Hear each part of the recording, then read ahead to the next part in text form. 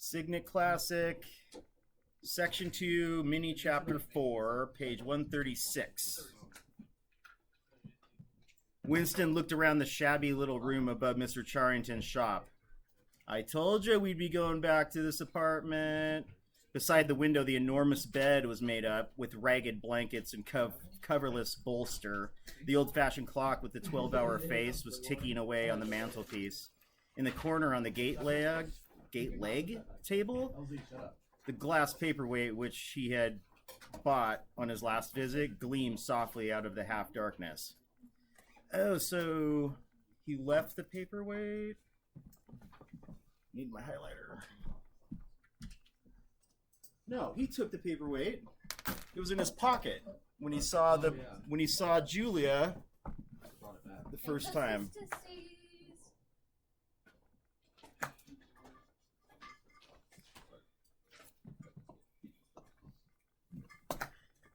Okay, top of 137. In the fender was a battered tin oil stove, a saucepan, and 2 cups provided by Mr. Charrington. Winston lit the burner and set a pan of water to boil. He had brought an envelope full of Victory coffee and some saccharin tablets. The clock's hands said 7:20. It was 19:20, really. She was coming at 19:30. Folly, folly, his heart kept saying, conscious, gratuitous, suicidal folly. Of all the crimes that a party member could commit, this one was the least possible to conceal. Actually, the idea had first floated into his head in the form of a vision of the glass paperweight mirrored by the surface of the gate leg table. As he had foreseen, Mr. Charrington had made no difficulty about letting the room, probably renting right there. He was obviously glad of a few dollars that it would bring him, nor did he seem shocked or become offensively knowing when it was made clear that Winston wanted the room for the purpose of a love affair. Instead, he looked into the middle distance and spoke in generalities with so delicate an air as to give the impression that he had become partly invisible. Privacy, he said, was a very valuable thing. So I would say privacy equals freedom. Everyone wanted a place where they could be alone occasionally, and when they had such a place, it was only common courtesy in anyone else who knew of it to keep his knowledge to himself. He even, seeming almost to fade out of existence as he did so, had that there were 2 entries to the house, one of them through the backyard, which gave on an alley. Still a little shaky and sweaty. Under the window, somebody was singing. Winston peeped out, secure in the protection of the muslin curtain. The June sun was still high in the sky, and in the sun-filled court below, a monstrous woman, solid as a Norman pillar, with brawny red forearms and a sacking apron strapped about her middle, was stumping to and fro between a washtub and a clothesline, pegging out a series of square white things which Winston recognized as baby diapers. Whenever her mouth was not, top of 138, corked with clothes pegs, she was singing in a powerful contralto. It was only an hopeless fancy, it passed like a Aphrodite, but I look and I word and the dreams they stirred, they have stolen my heart away. The tune had been haunting London for weeks past. It was one of the countless similar songs published for the benefit of the proles by a subsection of the music department. The words of these songs were composed without any human intervention whatever on an instrument known as a versificator.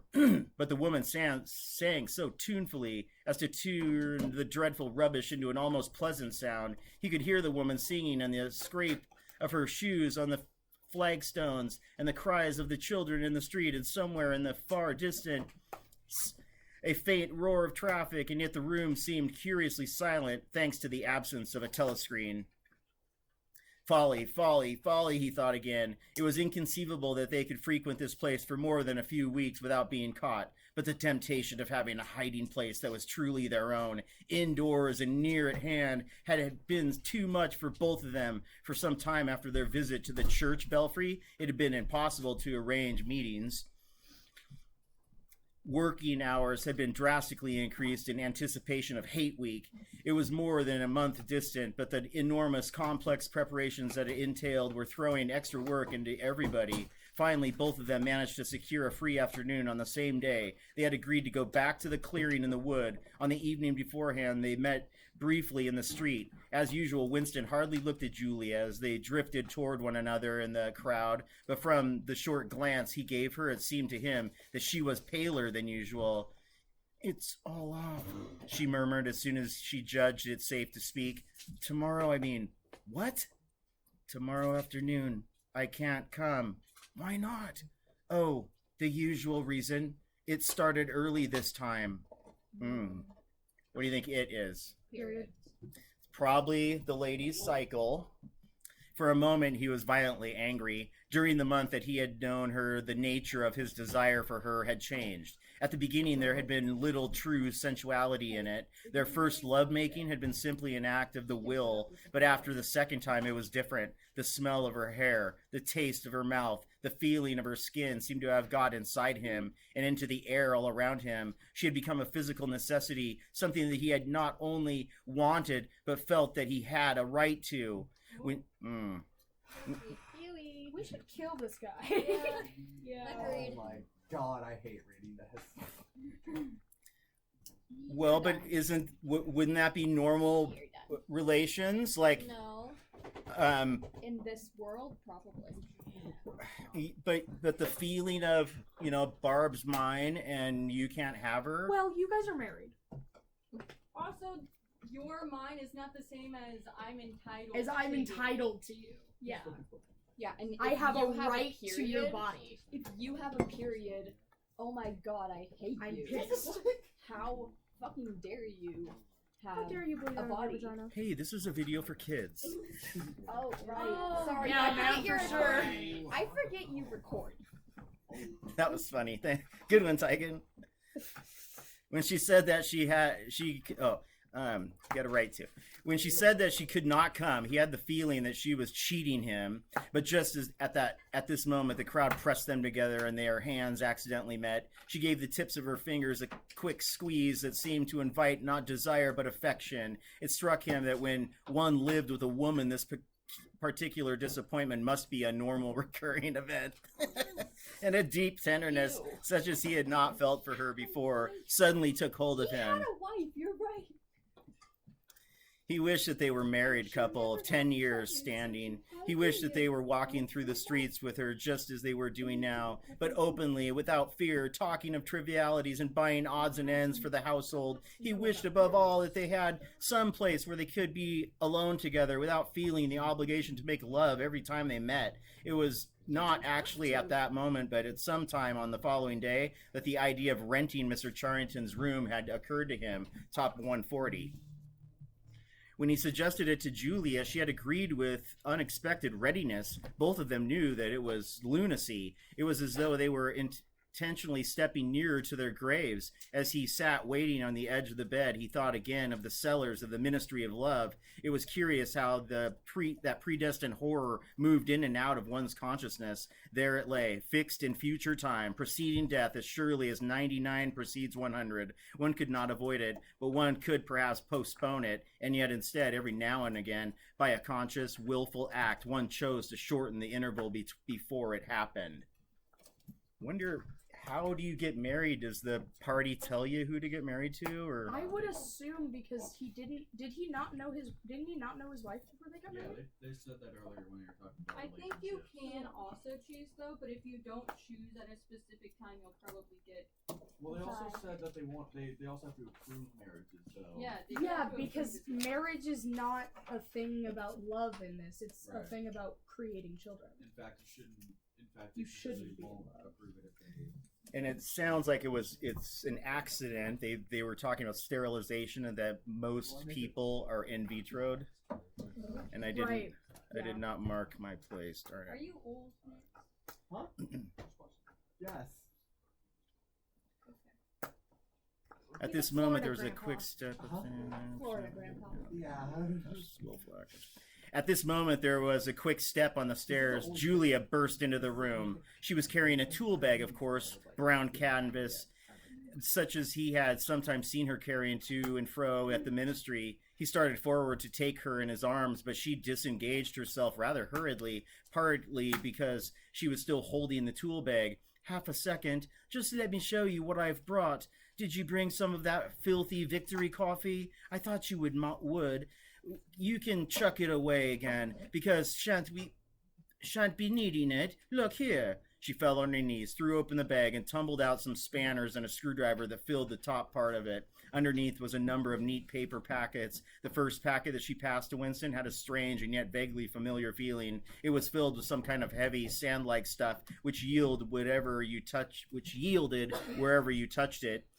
"It isn't sugar. Real sugar. Not saccharin. Sugar. And here's a loaf of bread. Proper white bread, not our bloody stuff. And a little pot of jam. And here's a tin of milk. But look, this is the one I'm really proud of. I had to wrap a bit of sacking around it because..." But she did not need to tell him why she had wrapped it up. Top of 141. The smell was already filling the room, a rich, hot smell which seemed like an emanation from his early childhood, but which one did occasionally meet with even now, blowing down a passageway before a door slammed, or diffusing itself mysteriously in a crowded street, sniffed for an instant and then lost again. "It's coffee. Real coffee. It's inner party coffee. There's a whole kilo here. How did you manage to get hold of all these things? It's all inner party stuff. There's nothing those swine don't have, nothing. But of course waiters and servers and people pinch things. And look, I got a little packet of tea as well." Winston had squatted down beside her. He tore open a corner of the packet. "It's real tea, not blackberry leaves.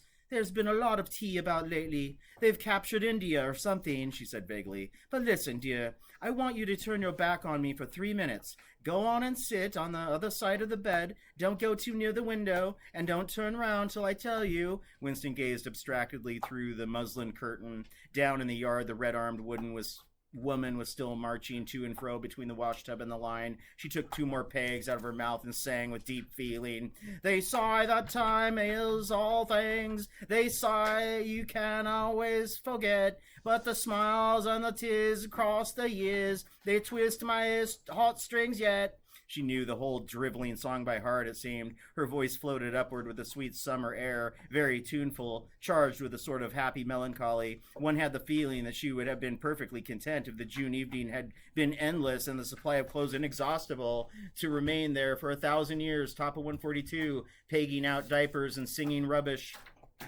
It struck him as a curious fact that he had never heard a member of the party singing alone and spontaneously. It would even have seemed slightly unorthodox, a dangerous eccentricity like talking to oneself. Perhaps it was only when people were somewhere near the starvation level that they had anything to sing about.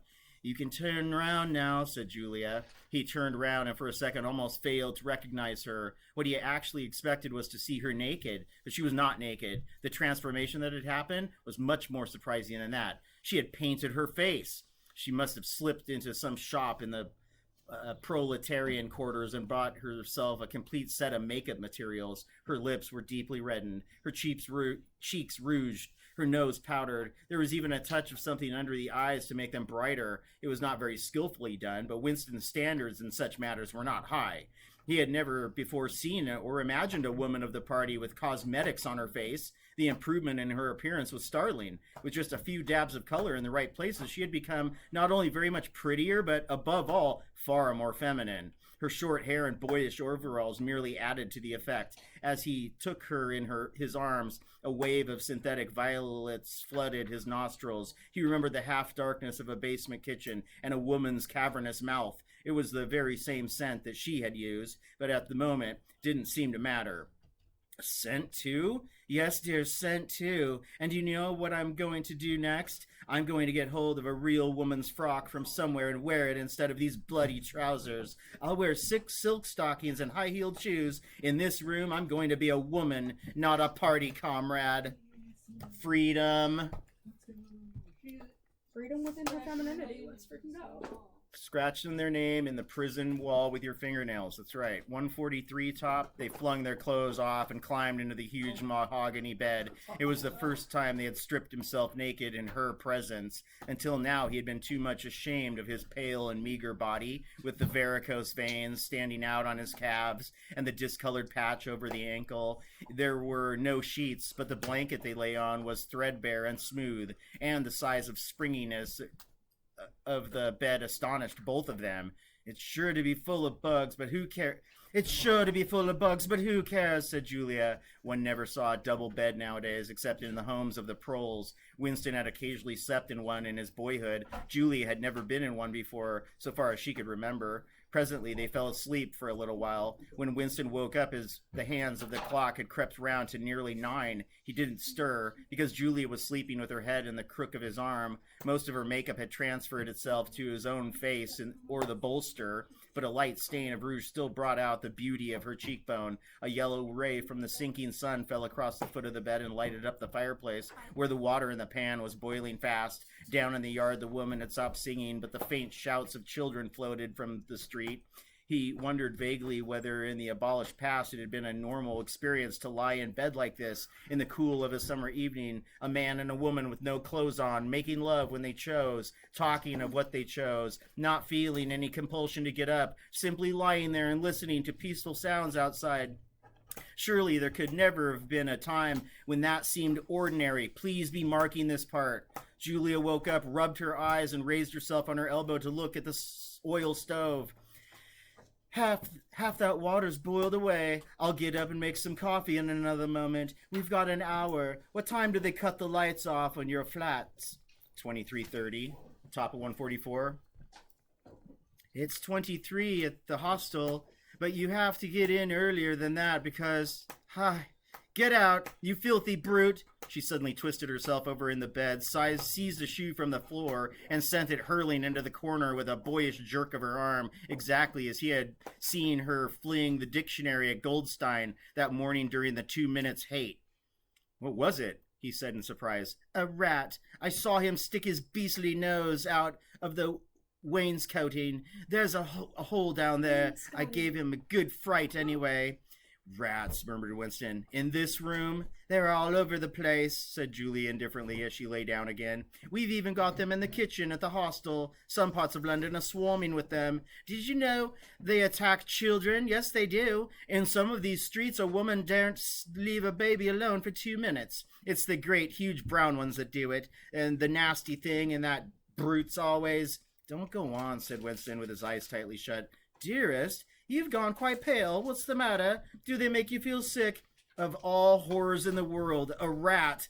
She pressed herself against him and wound her limbs round him, as though to reassure him with the warmth of her body. He didn't reopen his eyes immediately, but for several moments he had had the feeling of being back in a nightmare which had recurred from time to time throughout his life. It was always very much the same. He was standing in front of a wall of darkness, and on the other side of it there was something unendurable, something too dreadful to be faced. In the dream, his deepest feeling was always one of self-deception, because he did not, in fact, know what was behind the wall of darkness, with a deadly effort like wrenching a piece out of his own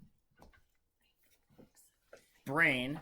He could even have dragged the thing into the open. He always woke up without discovering what it was, but somehow it was connected with what Julia had been saying when he cut her short. I'm sorry, it's nothing. I don't like rats, that's all.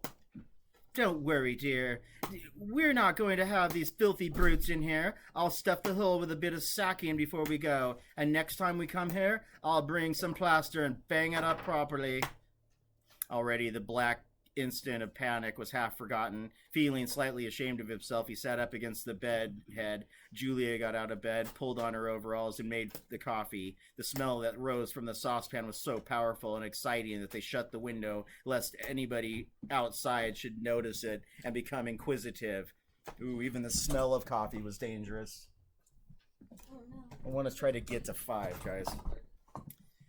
what was even better than the taste of the coffee was the silky texture given to it by the sugar, a thing Winston had almost forgotten after years of saccharin. With one hand in her pocket and a piece of bread and jam in the other, Julia wandered about the room, glancing indifferently at the bookcase, pointing out the best way of repairing the gate leg table, plumping herself down in the ragged armchair to see if it was comfortable, and examining the absurd 12-hour clock with a sort of tolerant amusement. She brought the glass paperweight over to the bed to have a look at it in a better light. He took it out of her hand, fascinated as always by the soft, rainwatery appearance of the glass.